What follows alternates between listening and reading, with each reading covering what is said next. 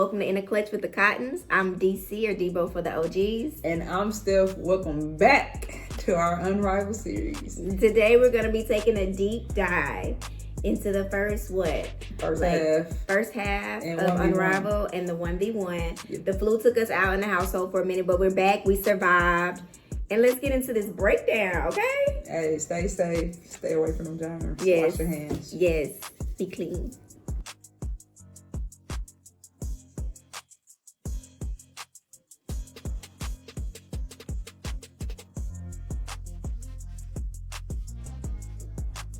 All right, y'all. It has been an explosive start to the Unrivaled series. 6 teams hit the court.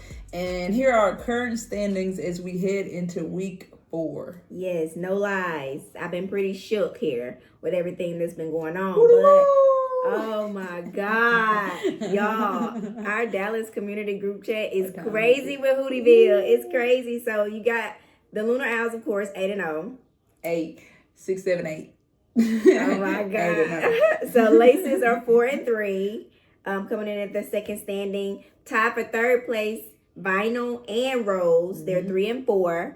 Then you have coming in Phantom 2-5, and our Mist are 2-6. So at this point, everybody has hit the board because we do understand that it was a point in time where it was some people not on the board. So everybody has got them a win in. Yeah. But I mean, I think it's gonna be crazy. And some of us have no losses in, just to make that clear. Hey, we just want to hop into the team standings and overall team stats as we head into week 4, pretty much the second half of the season. Yeah, all right. It's gonna be crazy. Let's get into it. Shout out to the shirt. Did you plan this for the video today? I mean, Valentine's was just the other day. Nike is for lovers, You're a lover. And just do it. Hey. And she did.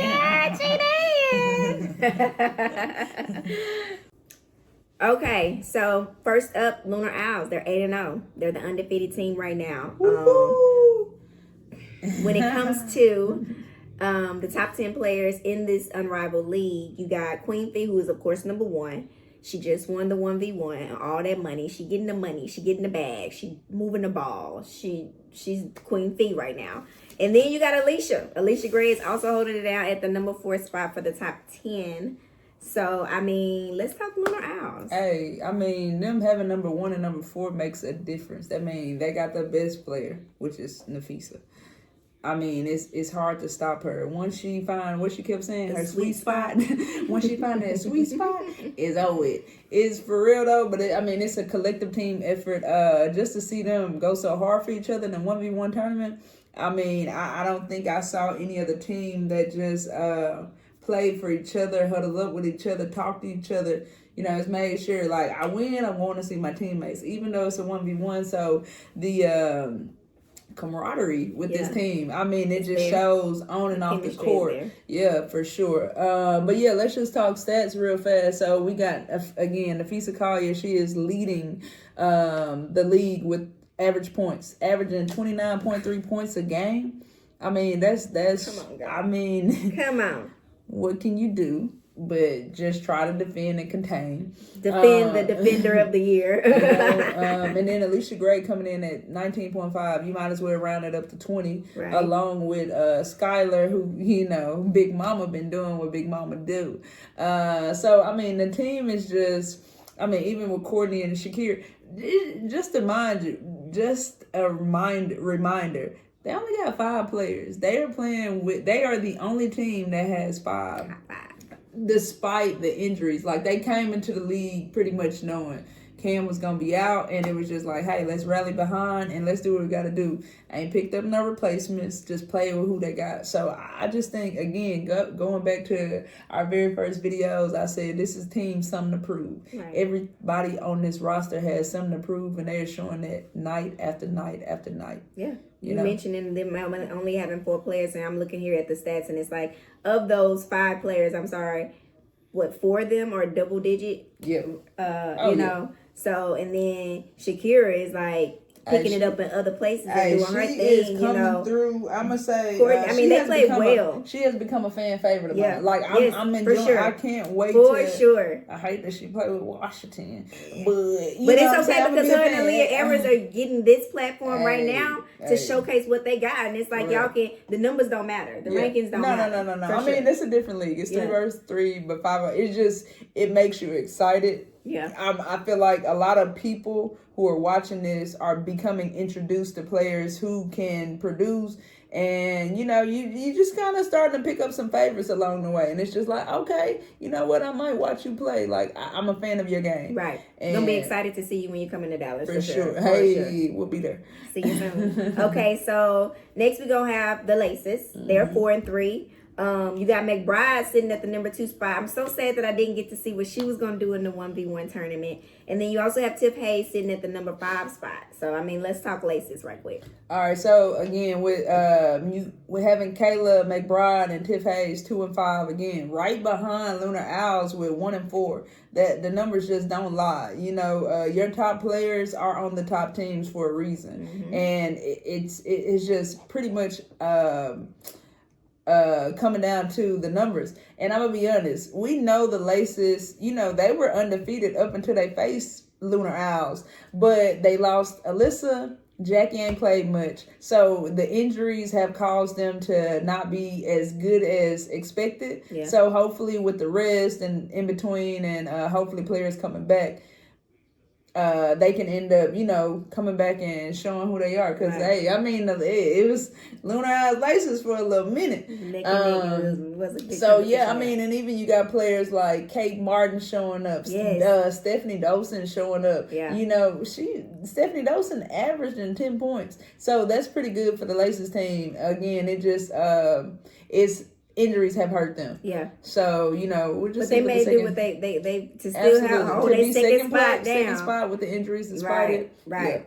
Yeah. Definitely. Okay. Yeah. Next up, Rose Club. They are 3-4. They are actually sharing this spot with Vinyl, but we'll talk Rose Club first. And you got Ka as number 10 on the top 10 of the players. You know what? I think this team. You got Kai Copper and Chelsea Gray averaging 16 points. Kai Copper along with 6 rebounds a game. And then Chelsea 16 points with 4 rebounds, 6 assists. So, again, I can see their assist numbers being high. So, it's you got Azura, who just came out and kind of dominated 1v1. My God. My goodness. So if she can take that momentum from 1v1 and apply it to 3v3, she might be okay. It's just interesting to see, and I feel like I've heard the coaches talk about Lexi and her defense. So you just coming back, you want to see this team kind of grow because high expectations for this team for sure. Agreed. And they're kind of well balanced, so it's just hopefully the chemistry connects the second half. Yeah, I agree. I completely agree. Okay, so now we're going into our second third place team, which is Team Bina. What? Of course, y'all know that's my team. They are 3-4 as well, and we got De'Erica and Ryan sitting. De'Erica's at the number 3 spot, and Howard is at number 9 of the top 10. So we on the board. We just we know what we need to work on. We're on the board. I'm not worried. I'm not telling you. What do y'all need to work I'm not on? telling you. Can I make a suggestion as we go into the team stats? I'm gonna be honest.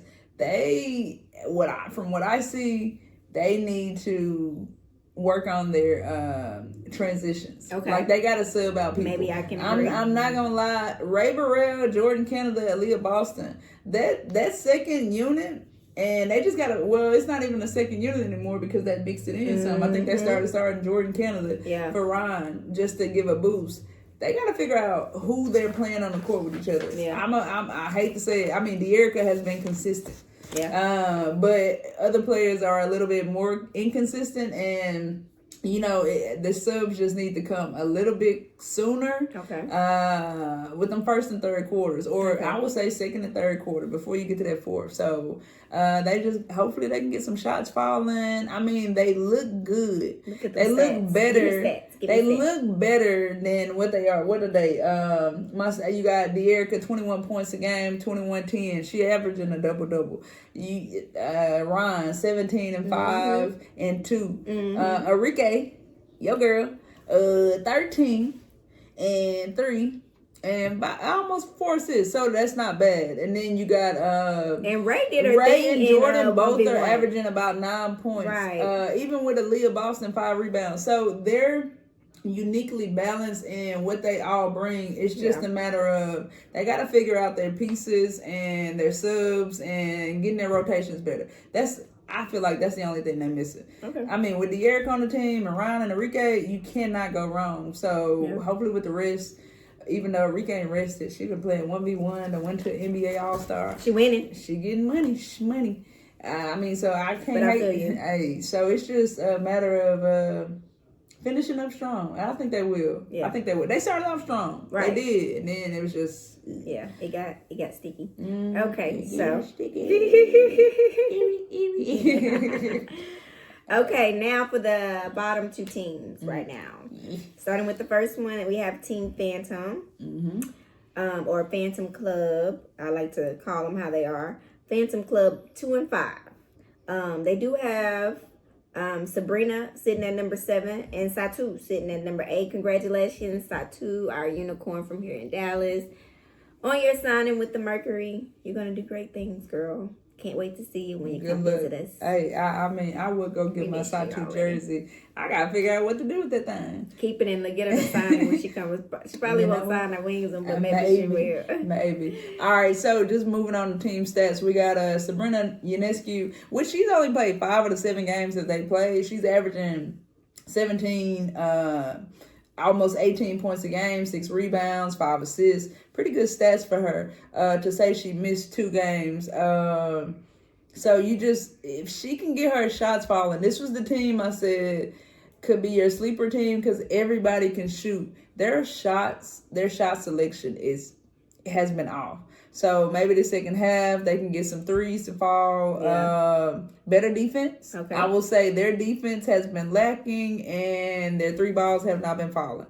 And that is why they have fallen to the bottom of this list, in my opinion. But I mean, Satu, my girl used to be averaging 17, 6, and 2 assists. So not bad. If you can, honestly, with Satu's versatility, I do want to see her pass the ball more, and I want to see her get inside more. Yeah. Settling for 3 balls, girl, you did it in Dallas. You ain't got to do it here. Go ahead and show what you got. You show us what you're working with. Show us what you're working with. You know what I'm saying? Like, we still root for you no matter where you at. So I just want to, I want the people to see like the versatility that you have. Brittany Griner, of course. Hey, I'm gonna say the games that they utilize her are the games that they won. Yep. When they utilize her. Wasn't it this last game? Yeah, I think so. I can't even remember before. But the games. We were but the games that utilize her more, and I know it's fatigue and conditioning, and hopefully with knowing everybody taking this break, having this break, hopefully this week practicing, they can pick up and just see like, okay, this is our bread and butter.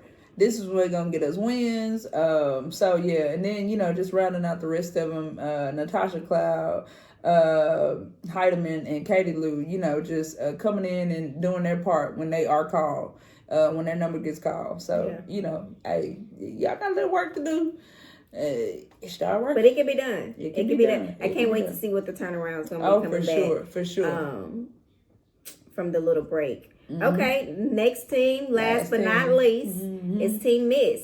Crazy that the Team Miss with one of the co-founders, Miss Stewie, at the bottom, but they're 2 and 6. Now Stewie does have herself on the list as the number 6 player in the league right now, but we need to utilize Aaliyah Edwards. Hey, my God! If Aaliyah just had a statement turning in that 1v1, if Got it off they your chest. don't realize what they can do and use with her, again, it's going back to some of these other clubs.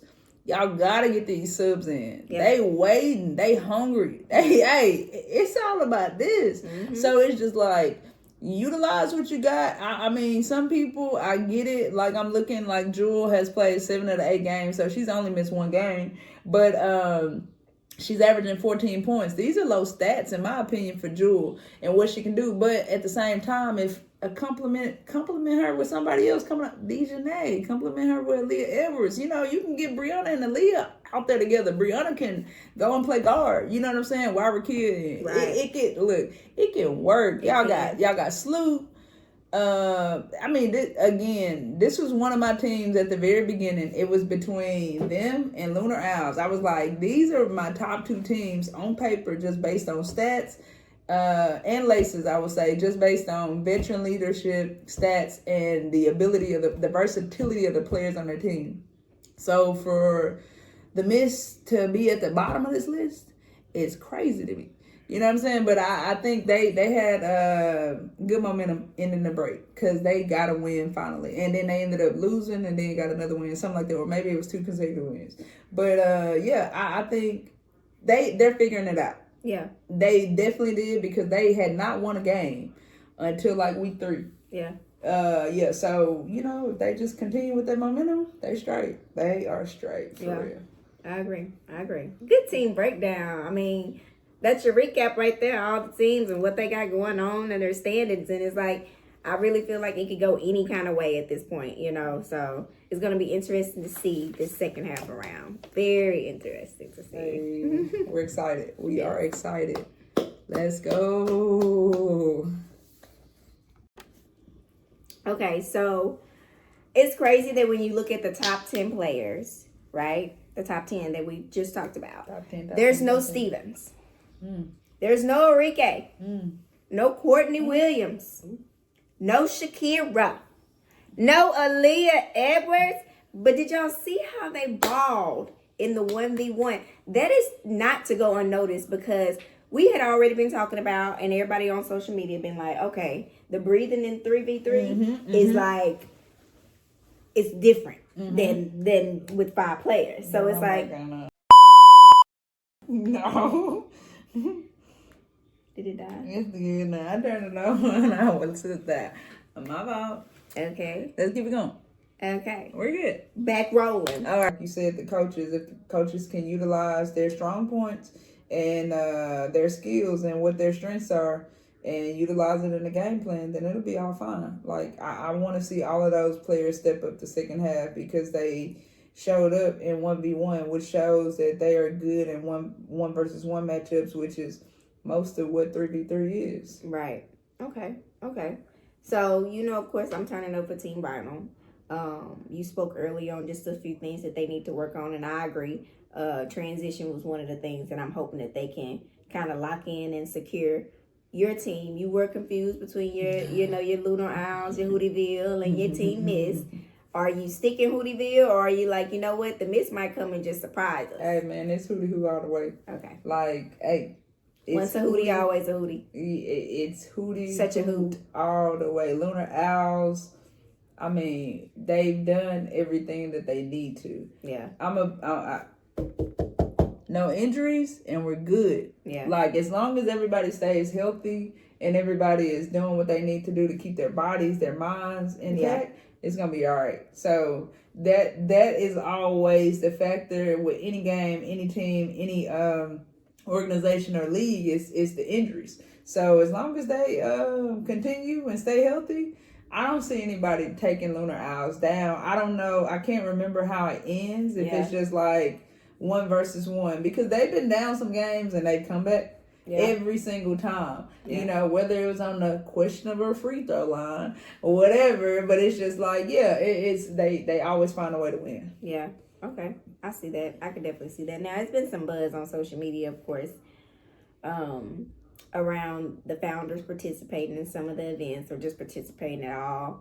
Do you have any commentary behind it? I mean, I guess logically thinking it's like either you're the employee or the employer, but I don't know how deep their ties run into this. You know, are they just founding faces and the faces of the league, Mm-hmm. or and I know they got their money in there. They are deep within the back end, but it's like how deep? You know what I'm saying? So I mean, they're ball players. At the end of the day, if I'm a ball player and you give me an opportunity to play, I'm gonna play. Okay. So at the end of the day, it's just like I get it. Even in Rakia Jackson's interview, she was like, "I got to go up against speed. I hope the refs don't be on that BS." Now the refs do be on some BS like, sometimes, but I don't even know if it's just against feet or with feet, because I feel like they be against us sometimes. I feel like they're more stewy than they are feet. It's 6 teams. That's one. So you got to talk about the refs in them other 4 games and them other 4 teams that you're going up against. But we watch games and calls are questionable for sure.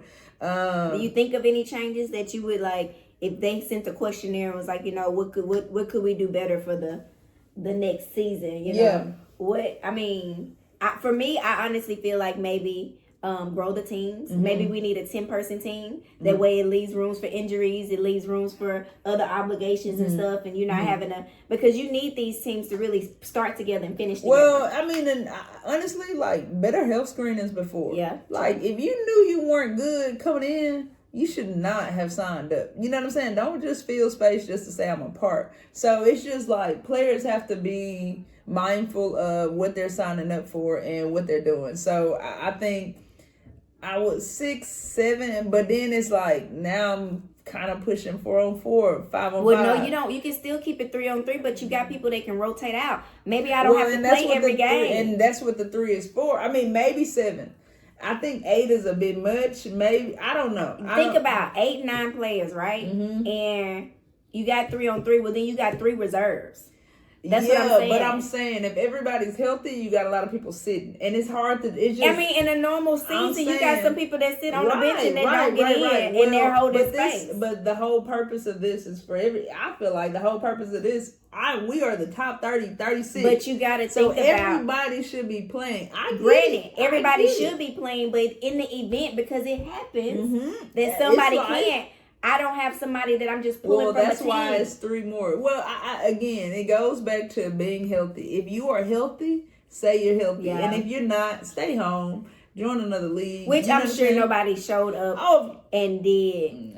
The thing is, we don't know their contracts. No comment. Well, we don't know their contracts. We don't know what was put in because with them being on the league, it brought in people and brought in. So you gotta think of it from that point, but also the business standpoint too. Oh, of course, because it's 2 sides. I do see unless I knew now, I should have researched that maybe, and I may even do that for the next time we chat. But just having more information on what that entailed and why there were players that were injured, but still, we can't say players. The only player that we would talk about would be Cam that came in. And look at Lunar Owls.